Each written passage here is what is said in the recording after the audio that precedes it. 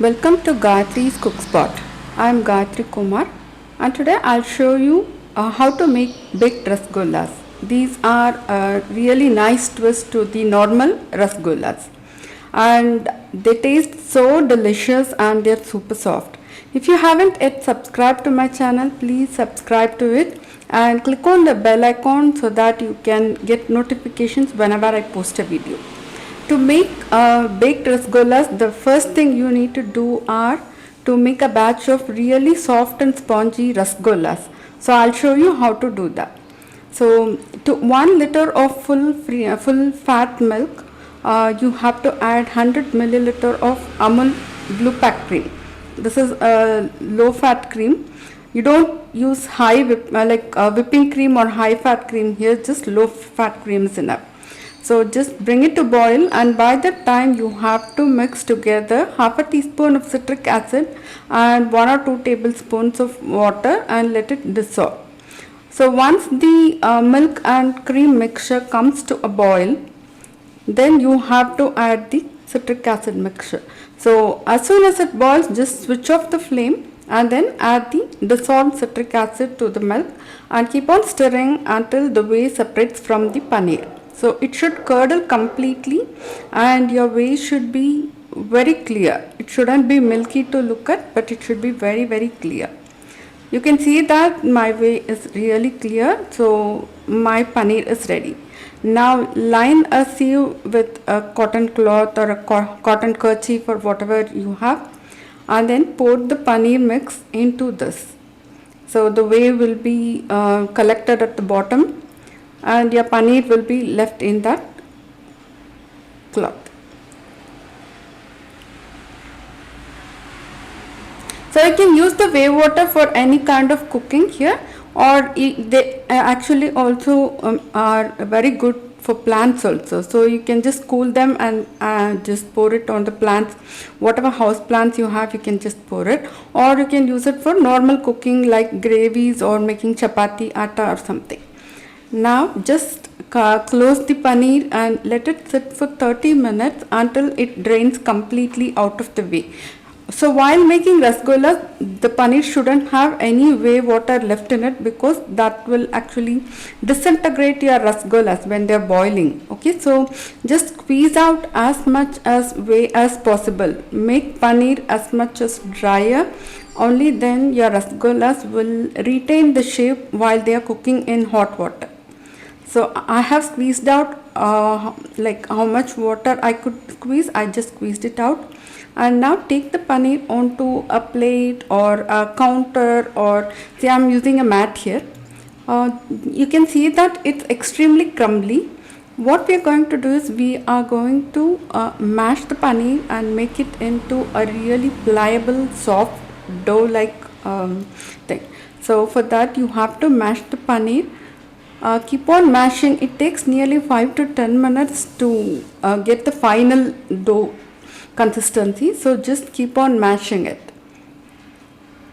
So as you start mashing, you can see that the paneer comes together easily into a really nice dough like consistency.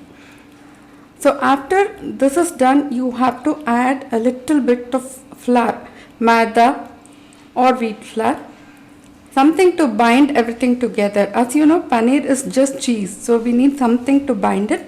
So I'm using Maida here, 1 teaspoon of Maida, and just knead it into the dough. So your final dough will be comparatively very smooth when you compare it with the paneer we did first. Okay. So now what we are going to do is just pinch small portions of the dough and roll it into real tight balls. So when we make gulab jamuns, we need to actually roll the ball very lightly, but when you are making rasgollas, you have to roll it really tight. How much tight you roll it, that much nicely it will hold its shape. So make sure that you roll it nice and tight. So the size of the rasgolla, you can actually decide whatever size you want, you can decide it. So once all the rasgollas are rolled, we are going to re-roll them. So the first rolling is done but still it won't have a nice smooth top. But the second time when you're rolling, it will actually give you a nice smooth top. So just roll it more tightly the second time.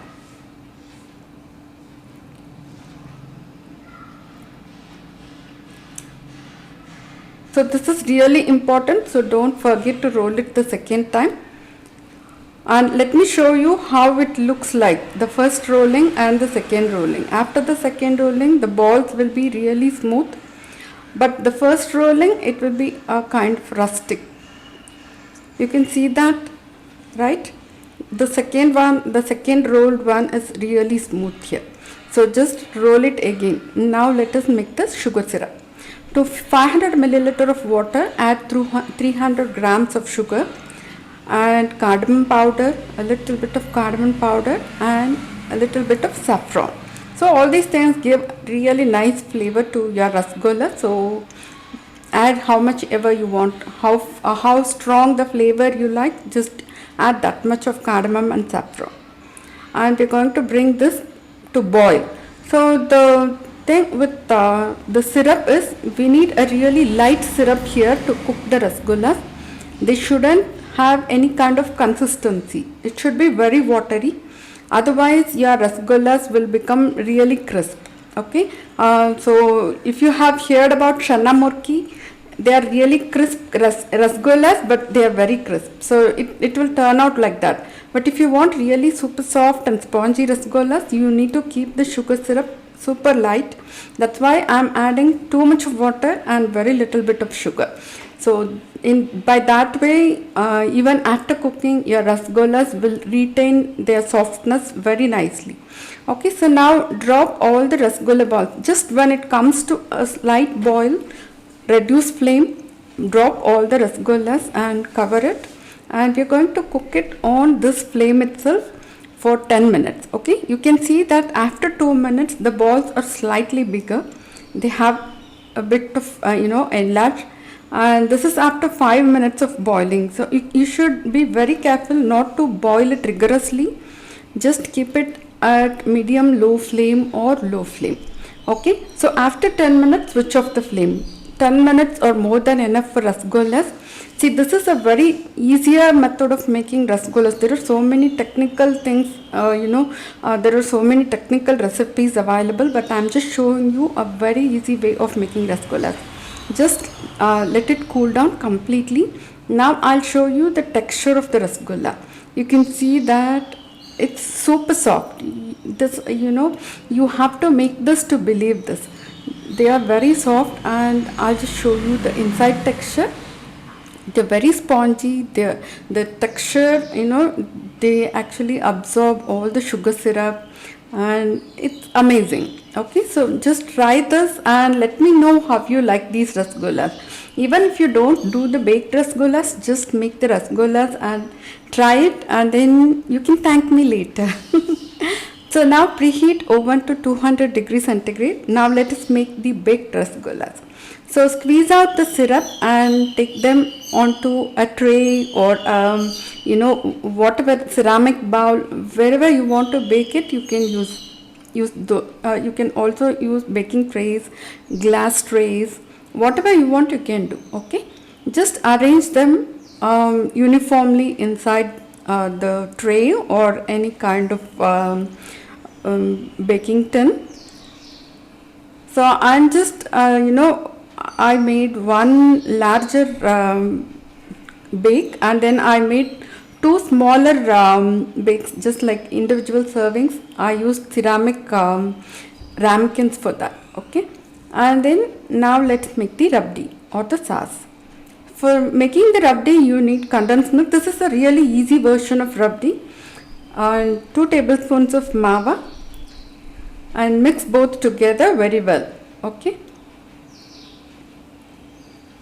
so try to make it as smooth as possible, and to actually thin it out, we are going to add the sugar syrup in which we cooked the rasgullas. Okay, so it will already have the flavor of saffron and cardamom powder, so you can easily incorporate them in the rabdi also.